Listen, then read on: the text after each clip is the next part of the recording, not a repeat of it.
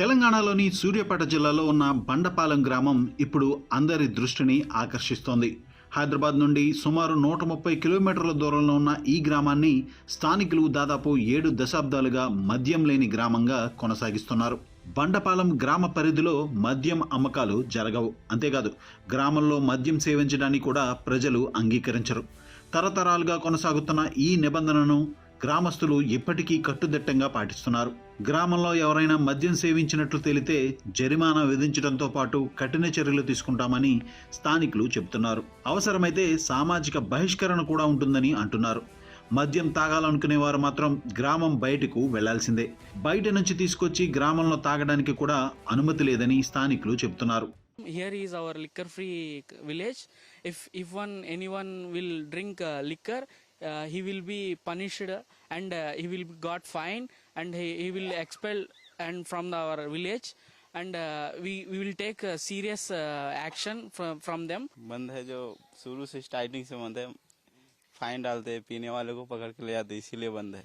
आपके गांव में कोई वाइन्स भी नहीं है, शराब का भी नहीं है, कुछ वाइन्स की दुकान भी नहीं है, कुछ भी नहीं है, क्यों ऐसा नहीं है?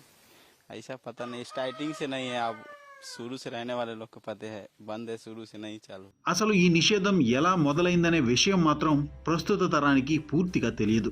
అయితే గ్రామ పెద్దల నుండి తమకు తెలిసినంత వరకు మొదటి నుంచే గ్రామంలో మద్యాన్ని నిషేధిస్తూ వస్తున్నారని స్థానికులు చెబుతున్నారు.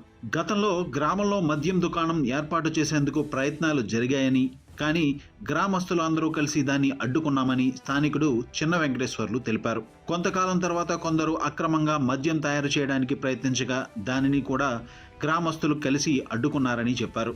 మరో ఆసక్తికరమైన విషయం ఏమిటంటే ఈ నిర్ణయంలో మహిళలు కూడా కీలక పాత్ర పోషించారు. ఆయన బయటికి పోయి తాగొస్తాడు, ఊళ్ళో అయితే అమ్మనేరు. మా ఊళ్ళో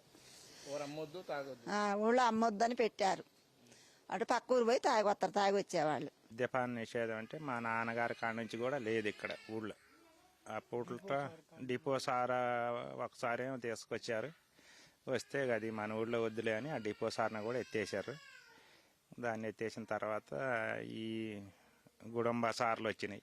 గుడంబ సార్లు వచ్చి వాగులమ్మట అట్లా కాసుకుంటుంటే వాళ్ళని కూడా వద్దని మేము ఇక కొండలు కనుక పగలగొట్టడం, ఆ బెల్లం కట్టలు కనుక దించేయటం, అట్లా అందరం కలిసి ఉమ్మడిగా మన ఊళ్ళో మందు వద్దు అనేది ఒక ఏర్పాటు చేసుకున్నాం. గ్రామంలోని మహిళలు, పురుషులు కలిసి మద్యం వద్దని నిర్ణయించుకున్నామని స్థానికులు చెప్తున్నారు. బండపాలెంలో ఎక్కువ కుటుంబాలు వ్యవసాయంపై ఆధారపడి జీవిస్తున్నాయి. మద్యానికి డబ్బు ఖర్చు చేయకుండా కుటుంబ అవసరాలకు ఉపయోగించుకోవడం వల్ల ఆర్థికంగా కూడా ప్రయోజనం ఉంటుందని గ్రామస్తులు చెప్తున్నారు. మా ఊళ్ళు అమ్మొద్దు అనుకున్నాం అంతే. ఆడోళ్ళు మా వాళ్ళు సమ్మె చేశారు. ఇక్కడ మటుకు సారా కానీ కళ్ళు కానీ అమ్మటానికి లేదు. మేము చిన్న చిన్న రైతులము, మా దగ్గర బడి చెట్టు లేదు తాగటానికి. తాగటం కొట్లాడటం మాకు ఏవి లేవు. అంతా ప్రశాంతంగా ఉన్నాం మేము మా గ్రామం పట్ల. बचपन हमें हमारे से पहले बड़े लोग है ना, जब से है तो गाँव में पूरा दवा का तो सर नहीं बेचना, इका तो बेचने वाले है तो बाहर रहते ना, ऐसा जाको पीने वाले हसी जाको पी को बाहर जाको पी को आते.